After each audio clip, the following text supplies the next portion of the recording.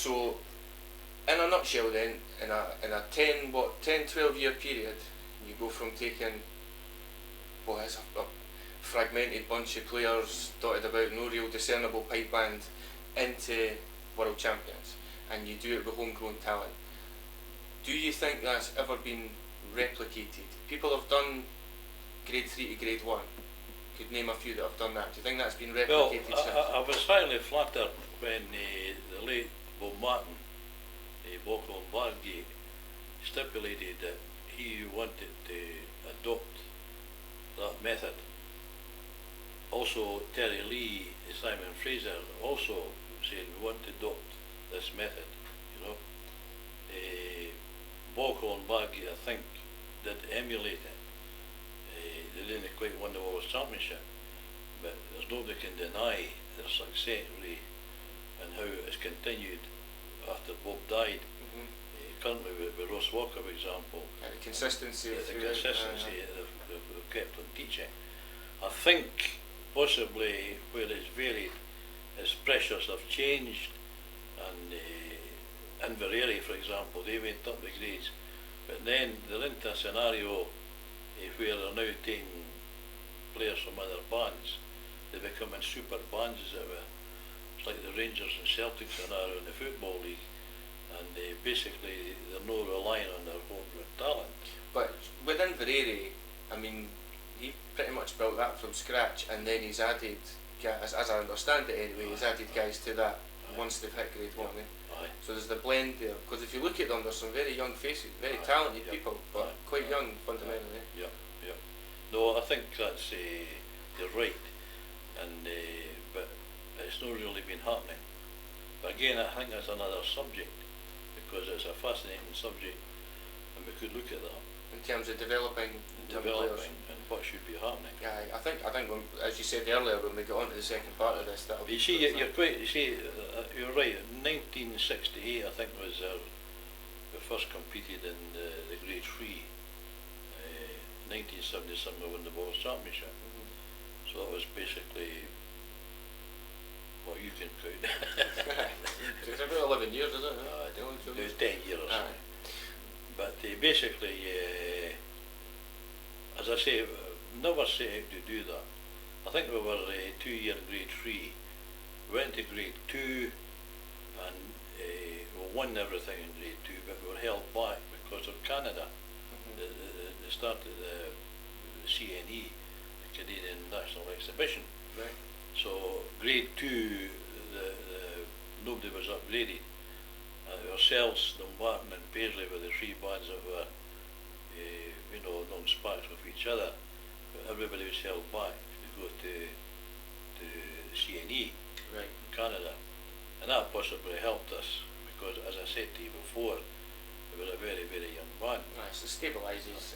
When we actually won the World Championship for drumming in grade 1 under James King, I think James was about 17, Wally Bell was 16, 17, Coffey, the current leading drummer Simon Fraser, would be about 14.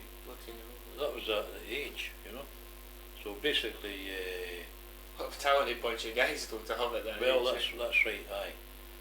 Sadly, and I really like to bring this up, sadly, they got a name of being,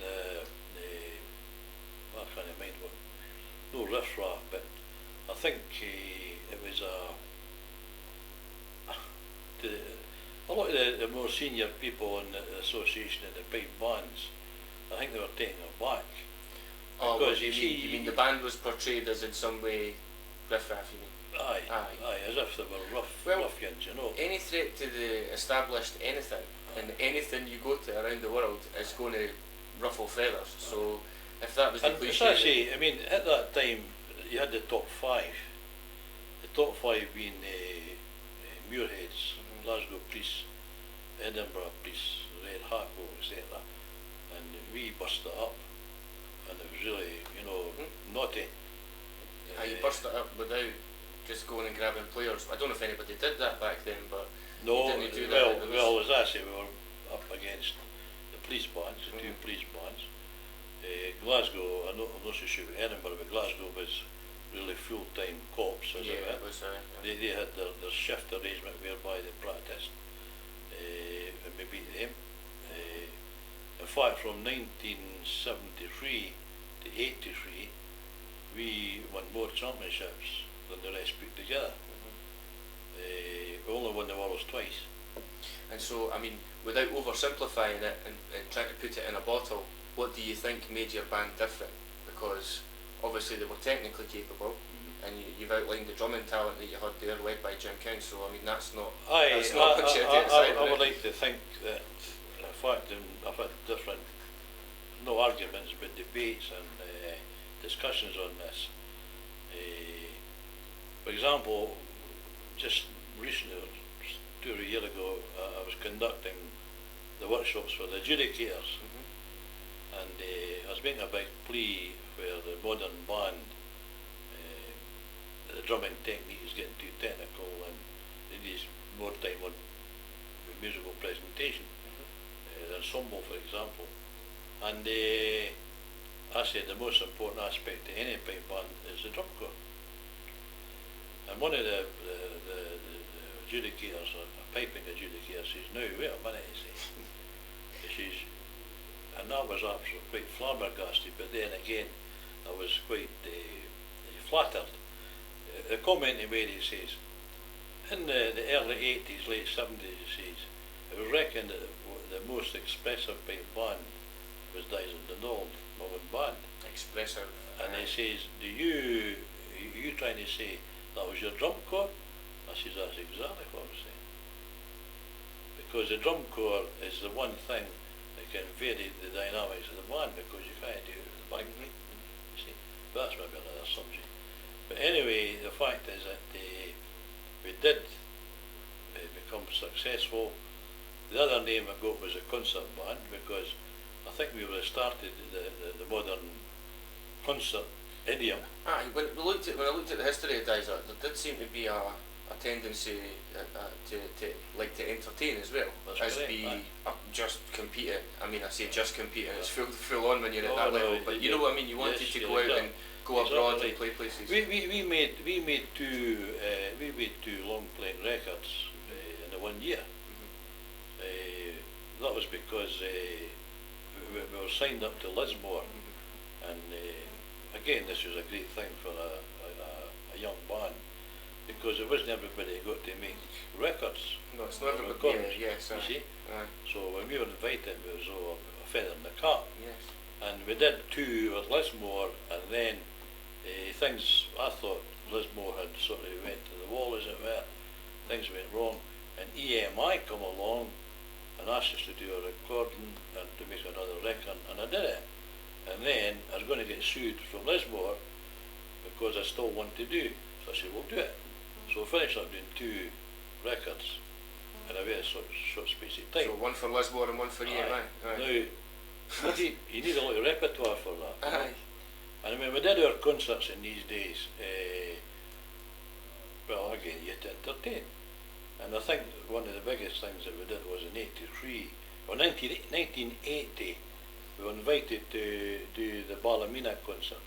I was going to ask you about that, because that's another example of this idea of innovation, because now pipe band concerts, I'm not going to be flippant and say they're 10 a penny, but what you did then was very ambitious. That's correct. Whereas now guys build it in when they say, I'm going to have a top band, we're going to be able to have a concert repertoire. At the time that was quite new, wasn't it? That was very new. It was very new, no two doubts about that. And when we went to Ireland to the Ballymena concert, we did it in 1980. Right. It was a charity thing. But it was successful. The chemistry was right. They were hanging from this year, literally. And it can be a good crowd over there. It was a good crowd. It was really quite exciting.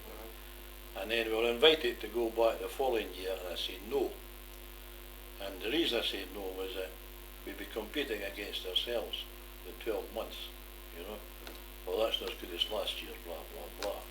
Too soon in terms of following up. So we went back in 83, and I made my mind up that I was going to, I like Peabrook, and I think all bands, all pipers should be into Peabrook, in this learning expression. So basically, we're teaching 3 bands, the senior band, Dysart and Blinkley, then they come round to that, juveniles, but we're also a novice juvenile band, so there was feeding, right? So basically, I never really had time. I was doing all the work myself. I didn't have time to teach Peterborough, but what I did do was the ones that were beginning to get interested in solo piping, I made sure they went to go Peterborough lessons. So anyway, in 1983, I made a decision that the band would do a Peterborough. And everybody laughed at me, including my own band. They didn't think I'd be serious, but I was serious, okay. And we went across to Ballymena, and it was midnight, 19 pipers performing on the stage in the drum corps, and the only thing that I allowed was the use of a cymbal. Right. Which Peterborough did you choose? The Desperate Battle. Right, okay. But it had to be something that was descriptive. Aye. You know, they're all descriptive. So you could bring it to life on the stage, as it were. Bring it to life on the stage, that was right. So, are you doing all this in full number ones on a stage? yes. Wow. Aye. Oh, Just imagine the heat of that, because I play number ones quite a lot, right? But it's aye. alright when you're playing on your own, you can set a nice wee easy read. If you're on a stage for 2 hours and that, No, that's right. the boys must have been in good shape. Well, you're right, call it stamina. Aye. But the interesting thing is, we're getting off the subject again. Sorry, The interesting thing was that I couldn't get anybody to do a recording. Of the concert. Aye. And I wanted that because I knew doing this Peterborough, I wanted this recorded, you know, for myself, Right. you see. But the point is, in these days, you didn't have although we're doing these concerts and there were sellouts and there was so much interest, you couldn't create the BBC or anybody to create an interest to go and record it. That's different now. It's a commercial proposition. So anyway, I got this guy, and the recording was simply a mic hanging from the ceiling on the stage, and him at the back was tape recording type thing. And I remember we started the concert with the repertoire. We played 9 reels as an opener to get the excitement going, you know. And then I had a sort of quick listen to what I was conducting. I didn't play. I had a quick listen to what, and oh my God, I just about the bass drum booming. So you couldn't get a balance. No, with one microphone, that's No, with one extremely mic. difficult. So what I had to do is hurriedly move the bass drum over a bit. So we actually shifted the band to suit the one mic. But the point I'm making is that you had to do all that with limited, improvising, right? The interesting thing is, Sorry, just one question for you. How did you look after the sound on stage? Because there's been various takes on that over the years in terms of constantly tuning or taking them on and off all the time to tune them, or did you just go for it, or how did you? I was a great believer, and I'm still a great believer, that the pipes is only a 10-15 minute instrument, right? So that's your cycle of tuning? That's my cycle.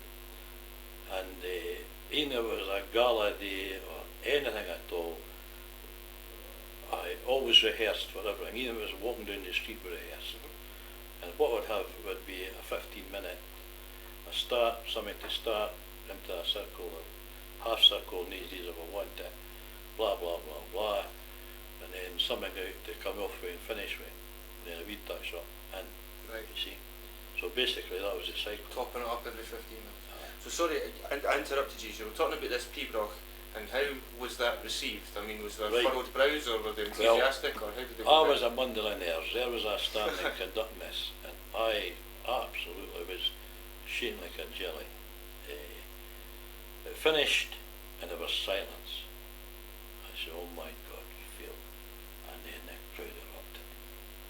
Absolutely pandemonium. So they got it, if you And like. they got it. And one voice come booming out on top of all this, cheering and clapping and whistling away. If that's Peterborough, I want more. And really, it was the drumming that did it.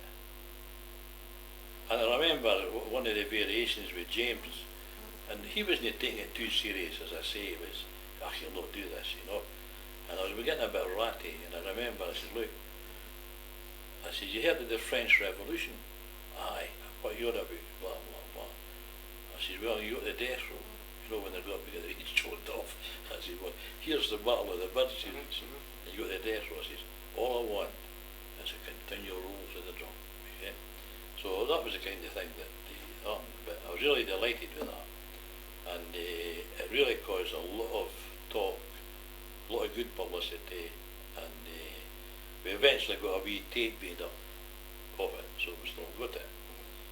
Well, many years later, is it Morton you call him? I can't mind, he's got a label. He actually come up against this and he asked if we could do a retake yet. Like remaster the recording. Aye. And I said, of course we did that, and they become quite popular. So much so, I'll give you a wee laugh. My grandson told me, he says, Grandad, do you ken that if you go into your app with that with apps thing, you know, with your that you can get your records.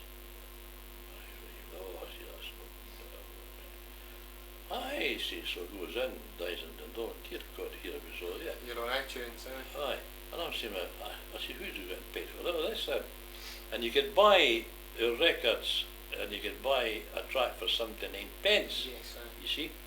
But the one with the Pibroch, you got to buy the whole thing, which is £7.90. And my wife kind of got a rate because I bought it at £7.90, it's on my phone.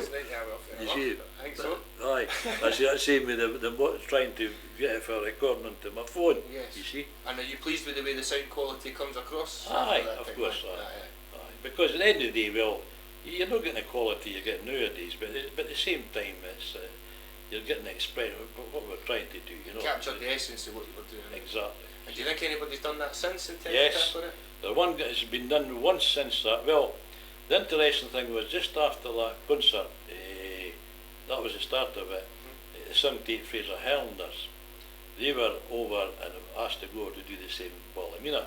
See? Is that the concert with Journey to Sky and all that Yes, stuff? aye. Right, okay. And Coffey, Reid Maxwell, was the lead drummer at this time, and he'd got a recording of what we'd done. And he says to me, he says, look, he says, the boys are amazed at the repertoire, the big repertoire you had, blah, blah, blah, blah, you see. And I think they did the Journey to Sky. Now, this is no sort of great from me, because it was really tremendous and I liked it. But I think that was the answer to the Pibroch. It's a musical suite, so it's the Yes, same idea. the same idea, Aye. so why not? Yeah. And I thought it was excellent. But in the 90s, 1990s sometime, 10, 14 years ago, Davy Barnes, who was in Australia, With Queensland Police. Queensland Police, Yes. he did the incarceration. Oh, and no, it's with absolutely tremendous. So with the chap stuck on the bass rock and Yes, Right. absolutely. So, absolutely tremendous. So to me, yes, it beat us. But I like to think it was part of something off for, you know, the harm. Aye. And I really enjoyed that. And But what would you say of that time at Dysart? I mean, there's a variety of things you could think of, and the obvious, the championships and all the rest of it. But what was the thing you enjoyed the most about being a Pike Major? I think, well, what was basically, you were seeing progress. I mean, you were starting there with, and again I'll talk about this later, you can't have 14, 15, 16, 17 crack players. You know, if it's a group, you've got to have good gins and bad gins. Oh, no bad gins, but those are good and whatever. And it was a big thrill to see. And when you did win something, and you say, well, we created that. So to me, you know, and I think the biggest, I remember the big disappointment was in '76, where everybody, but the judges, thought we'd won the World Championship. I thought we won it when we heard the recordings, but not to be. Glasgow Police won it, we were second. And on that particular day, the results read this: the World Pipe Band Championship, novice juveniles, first Bliggery School, first for drumming, Bliggery School, 2. Juvenile grade, first Bliggery School, first for drumming, primary school. Oh, 4. Grade 1 World Pipe Band Champions, Bob Nicol. Grade 1 World Pipe Band Champions, 1977. Drumming Champions for 1977, Dysart and all. God, that's 5. That has to be got second runners up. But we got 5 out of 6. And that to me was a big, again, really. But we went to Cool that year and got the 6. We won 6 out of 6. And I remember saying to my friend Paul, who again is doing a great job, but again on a different, to answer the earlier question about paid work now as teachers, you know, George Watson's tremendous job. Yes. And at the end of the day, I remember they'd got I said, no, you'll not beat us 6 out of 6. But anyway, that was a wee bit a joke on that one. Yeah. But that was cool. What a day that was, walking down the street with 6 first prizes. You know? Well, I would imagine then as well it would be quite a different atmosphere at Kibble to what it has become now, unfortunately. I don't want to criticise it because I think they try hard with it, but they've been up against it for maybe about 10 years on a decline now. My big regret, rather than the opposite of what you were saying, here's my big regret. I won Cool. Cool was very successful to us. In fact, in the early days from 73 up to 76, I think we won it 3 years in the drop. Cool. Big contest to win. Big contest. And I remember one local guy who's since passed away, and he was a local pipe major, George Smart, and he was quite up there in his time with the Michael and whatever. And he says to him, you know, he says, I've cut my right arm off. He says to one girl, he says, you won it 3 times. The girl's shield, you see. And that used to be the World Championship, of course. So, right, accepted that, blah, blah, blah. But the big thing was that with the youngsters and the crowd and everything, would get out of that place and into the parade and get down the street. And Cool was the only place I allowed the band to stay, meaning for the night. Yes. Not overnight. And we were left to Ballymena. Right. We went to the Sundowner for a pint, the youngsters went for supper. But all competition, because of youngsters, we come home, right home, because of the problems of youngsters and whatever. But Cool was different, I allowed that. So it was to get down that street, and mums and dads would be there, there were usually 2 buses there, and then you know, celebrating the night type thing.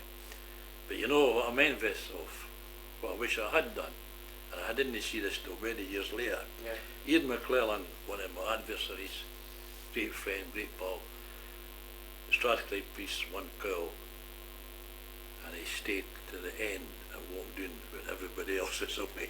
You know, that's the master. I wish I had done that, you know. He really was attracted attention. I used to try and get down there early, but the winners there at Gyle Shield should come down as the masters and make their entry. And I wish I'd done that. I'd done that. Wouldn't have mind going back and we'd have another go at it. I have to say though, if that's your only regret of all the time as a pipe major, that's not too bad, eh? I know it's not too bad. So, coming back to this idea of innovation and taking things forward, at what point then did you think that it would be an idea to start making reeds and developing products for pipe bands? And did you see a gap in the market? No, well, no really, no. I took an interest in making reeds. Right. And I got this interest from Jimmy Russell of Larbour. John and Jimmy and Andrew were 3 brothers from Larbour. Right. They were reed makers. And when I was a youngster, they were making reeds and they knew I was interested. And I remember, first of all, Andrew, he was retired and he was making the plastic practice reed. Right. So he come and he gave me the pliers and showed me what to do.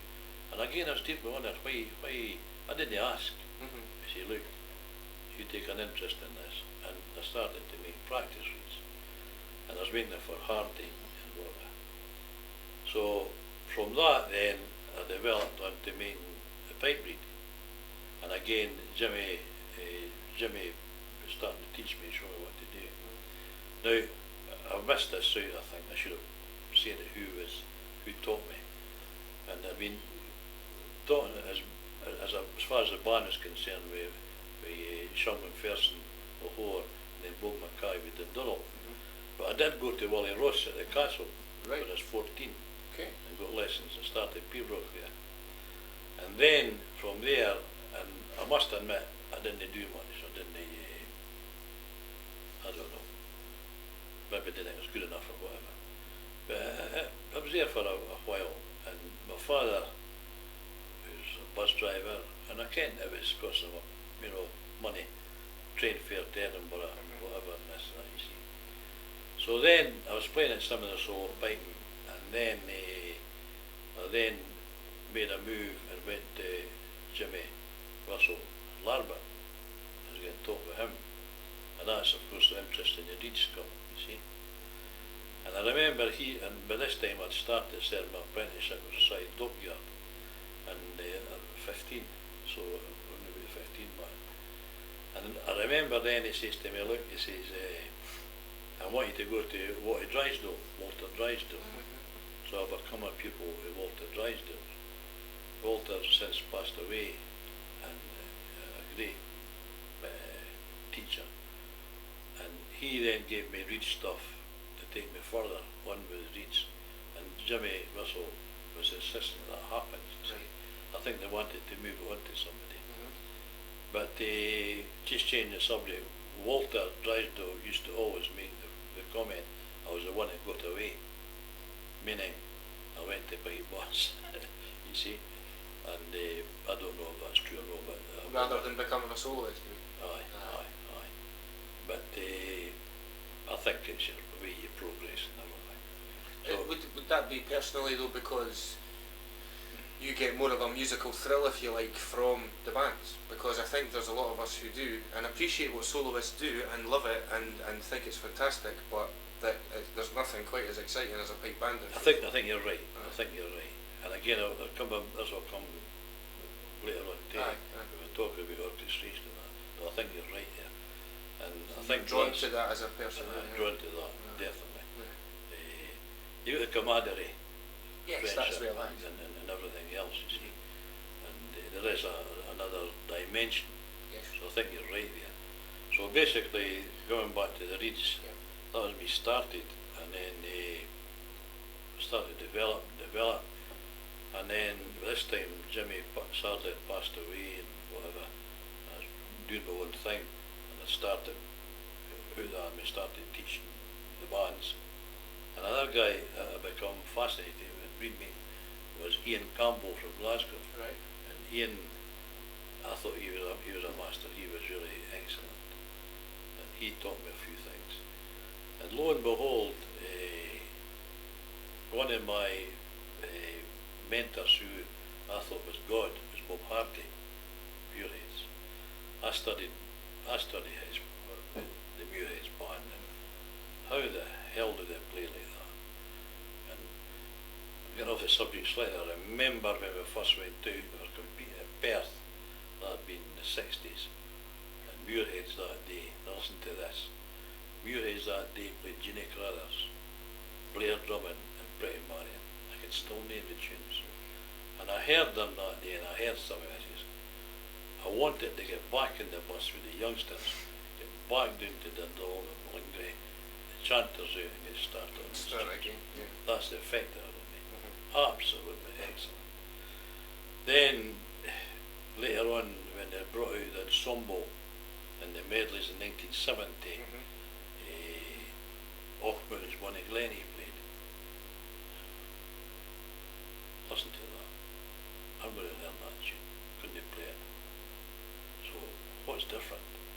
And I think that taught me to be analytical and look at expression and really delve into it. And I think that's probably self-taught myself to look at the structure of music. At this time I'd taken certificates with John McAllister, A.D. Hamilton and Willie Sloan with RSPBA, and I owe them a lot. But I think the practical stuff that you got, and I think this is what's wrong nowadays, and we'll touch on that later, the practical stuff that you got, you didn't know how to apply it. It's applying it.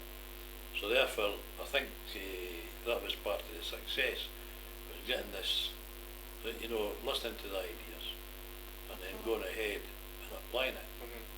And I've done a lot of workshops over the world, and I did one in Los Angeles a few years back, and I was shocked. And I went to 150 people there, and I said, look, who are the current world pipe band champions? And maybe they didn't want to answer, but it wasn't an answer. And the point I was trying to make here is that you've got to be a good listener. If you're really interested in pipe bands, listen to what the top are doing. Don't always accept that one of your new, that's maybe you want to, but listen and study and see what's happening. You know? I was thinking that through the season I was filming Field Marshal at Kelvin Grove before the Worlds to practice there. Right. And when I looked back at the videos and I was doing the edits, there was various people from top bands. Right. Just in their civvies, just there on the park, just to listen to them, just have a look at them up close. Right. And I think that something that's been passed on to people. Folk are starting to get now that go and look at the best, go and learn from them. So was being receptive to new ideas back then, was that also quite novel, was it? I think so. Well, no, I don't think, I remember getting talked about, well maybe not talked about, but on that theme, for example, several things happened. I had a white practice chanter, my grandson plays it now, and I always conducted. I found I had to conduct, and I used to set the band up in front of me, and I knew this was getting discussed. What is he doing that for? Whatever. And my idea was that I'm talking about even on the tuning, tonal quality. I'd always played 5 pipers in the front. So at the end of the day, my band was like that, and they were playing, and I'd just do it like that. And then the second run would come to the front, and I'd go back. Rotate. Now that gave me a chance to hear everybody's intonation close, instead of me go around the circle. And maybe it's because I didn't trust half my players. You know, what they do across there, behind my back type thing, you see. But wee things like that. And again, I'm not saying psychology, but you started to do things that, how can you make it attentive? How can you make sure that they're no being inattentive, you know? And I went, for example, I remember a guy from London says to me, how the hell did you do that? I said, I can't believe that. And one of the dodges was Alexander Kennedy. Right, James? Alexander Kennedy, right? This is what we'll be competing with, you see.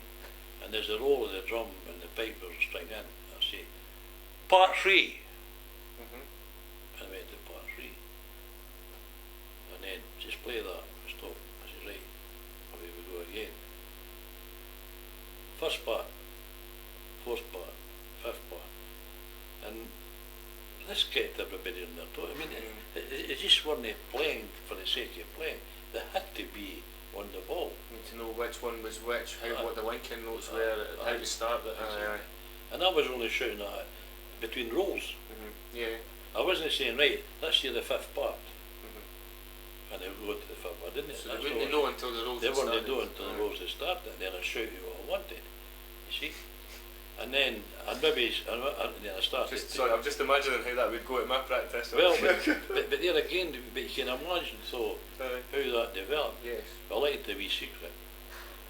I want to say, fifth part, if I played the third part, I wouldn't have great.